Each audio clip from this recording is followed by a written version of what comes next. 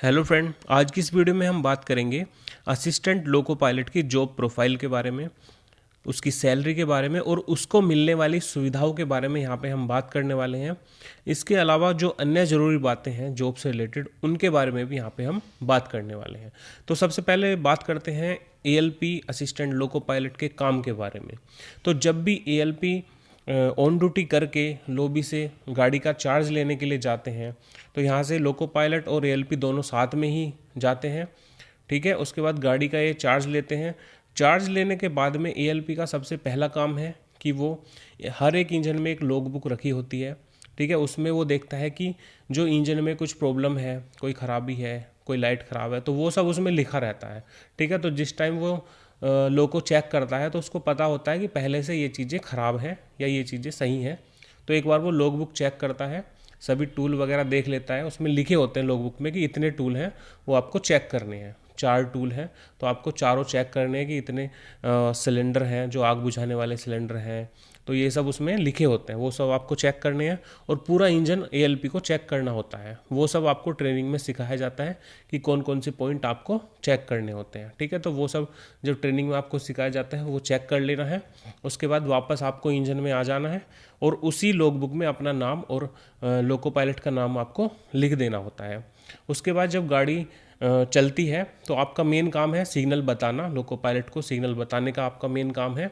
और उसके बाद हर एक स्टेशन से जब गाड़ी पास होती है तो उस स्टेशन का टाइम नोट कर लेना है कि कितने टाइम में हम किसी स्टेशन को जैसे डिपार्चर हुआ हमारा, कोई भी स्टेशन 5 बजे हमने उस स्टेशन को डिपार्चर हुआ, तो वो टाइम नोट कर लेना हर एक स्टेशन का।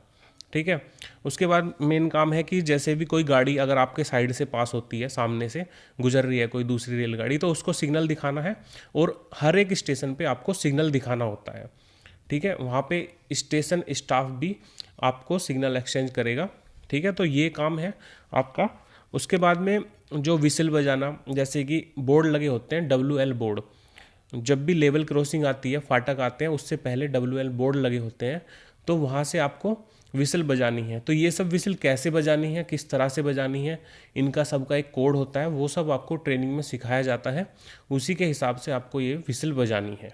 ठीक है, उसके बाद बात करते हैं सैलरी के बारे में। तो सैलरी देखो, मैं एकदम यहाँ पे मोटा मोटा ऐसे ही बता रहा हूँ आपको। सबसे पहले आपका जो बेसिक पे है वो 19,900 के आसपास यहाँ पे रहेगा स्टार्टिंग में। और सैलरी ट्रेनिंग में जो है आपको वो सैलरी कम मिलती है, लेकिन जब आप ज्वाइन करते हैं, पहला इंडिपेंडेंट ड्यूटी करते हैं, तो आज की डेट में ये वेरी करता है थोड़ा सिटी के हिसाब से, लेकिन 50 से 55 हज़ार के बीच में आपकी सैलरी रहेगी स्टार्टिंग में। ठीक है, इसमें आपको वेरी किस लिए करता है थोड़ा, एक तो इसमें माइलेज मिलता है, जैसे आप ड्यूटी में जाते हैं और जितने किलोमीटर ट्रेन चलती है उसी के हिसाब से आपको यहाँ पे एक माइलेज मिलता है। और आप कौन सी सिटी में जॉब करते हैं उसके हिसाब से यहाँ पे आपको जो है पैसा कम या ज़्यादा मिलता है। एक्स सिटी में रहते हैं, वाई सिटी और जेड सिटी, तो इस तरह से होता है। ठीक है, इसके बारे में भी, सैलरी के बारे में डिटेल वीडियो मैं बाद में बना दूंगा। ठीक है, उसके बाद सैलरी होगी। तो आज की डेट में अगर इंडिपेंडेंट ड्यूटी करते हैं तो आप 50 से 55 हज़ार के आसपास सैलरी मान के चलिए कि इतनी आ जाएगी। और 2 साल ड्यूटी करने के बाद में जब आप सीनियर एएलपी बनते हैं तो आपकी सैलरी यहाँ पे 65 से 70 हज़ार के बीच में रहेगी। ठीक है, क्योंकि इसमें सैलरी बढ़ने का जो मेन रीज़न होता है वो है कि आपको रनिंग में काम करने का एक तो बेसिक पे का 30% एक्स्ट्रा मिलता है, प्लस आपको रनिंग अलाउंस भी मिलता है। मतलब आपको जितने किलोमीटर गाड़ी चलाते हैं उतने किलोमीटर आपको, मतलब उसका कुछ पैसा मिलता है।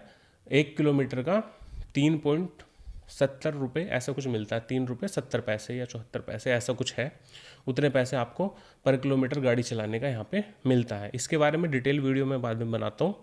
अभी फ़िलहाल मैं मोटा मोटा ऐसे बता रहा हूँ कि जो इंडिपेंडेंट आप शुरू में लगेंगे तो 50 से 55 और 2 साल बाद आपकी 65 से 70 हज़ार एवरेज सैलरी आपकी रहने वाली है।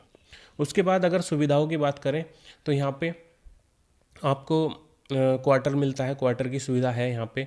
मेडिकल फैसिलिटी आपको मिल जाएगी और साल में घूमने के लिए यहाँ पे आपको पास मिलते हैं।